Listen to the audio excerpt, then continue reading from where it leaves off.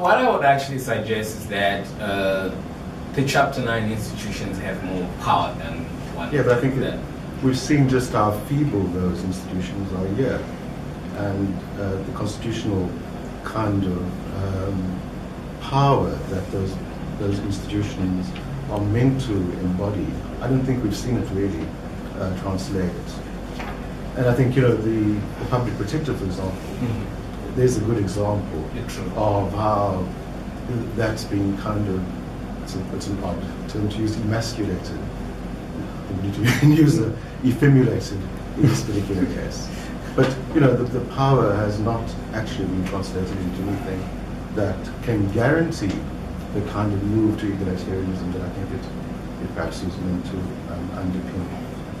So I kind of share the same sentiments with you, that actually they should have more power, but then I'm cognizant of the fact that those are not elected officials, right? So what we don't want to do is also create a dynamic where those institutions are more powerful than the people that were actually put into power.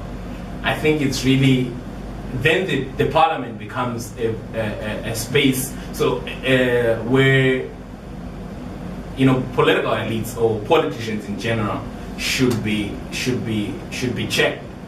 And the last point that I actually made was, let's educate the masses. So I think our voting in and of itself, it should start with us. I think that's the radical thing. Who are we actually putting in power? Much more than letting those Chapter 9 institutions do the work for us. When we go to the ballot, what are we thinking about the implications of these things? I think that's the more radical. I think if you consider what the impact of Rousseau was, it was 1789. A cataclysmic event. True. And I'm not sure that we can get away with constitutionalism, as a way to deliver what one is wanting to achieve. I think that it's sentimental to believe that it can be achieved through constitutionalism. Do you have I'm going to shift the question back.